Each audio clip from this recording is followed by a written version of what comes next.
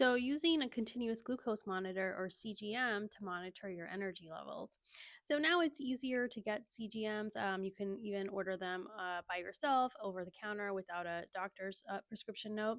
And so, it may be worthwhile, if you have a lot of daytime tiredness or feeling low energy, and you've already been to the doctor, to look into it and had the regular blood work and so on, it may be worth trying a continuous glucose monitor to see how you're eating, if that impacts your energy levels. Because some foods, and everyone's gut microbiome is different, but generally, if you're eating carb or high sugar foods, it depends on the carbs. Everybody's body's a little bit different. But high sugar foods without protein or fiber can make your blood sugar go up very sharply, and the drop from that can make you very tired.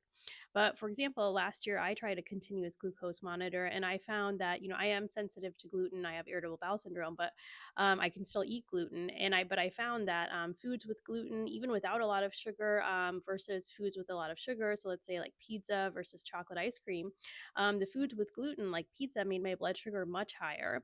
And so then with the drop of the high blood sugar, then I felt more tired.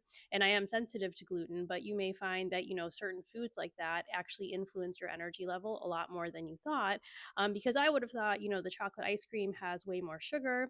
It does have more protein because it's milk, but I would have thought it would have been similar. But the pizza made and other gluten foods made way more of a difference in my blood sugar versus the high sugar foods that had protein or milk in them.